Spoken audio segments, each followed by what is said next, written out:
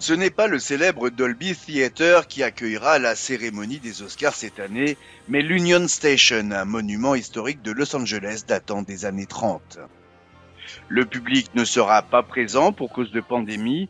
L'intérieur a néanmoins été réaménagé spécialement pour la cérémonie. Eh bien, à cause du Covid, c'est certainement une affaire beaucoup plus intime et je pense que la façon dont nous l'avons abordée a été de transformer quelque chose de négatif en positif. Nous serons donc quand même en présentiel avec les nominés, leurs invités et les présentateurs. Après l'écrasante victoire de Parasite en 2020, juste avant la pandémie, la donne a changé à Hollywood.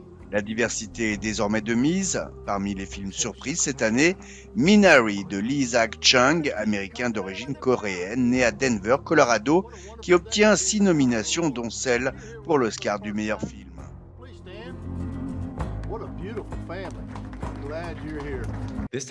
Cette fois-ci, on parle vraiment, je crois, des films et des performances, avec quelque chose de pur, de nouveau, de rafraîchissant. Pour l'Oscar du meilleur film, avec les 8 nominés en présence, c'est pour moi l'une des meilleures sélections dont je me souvienne. C'est un groupe de films que beaucoup de gens ne connaissaient pas.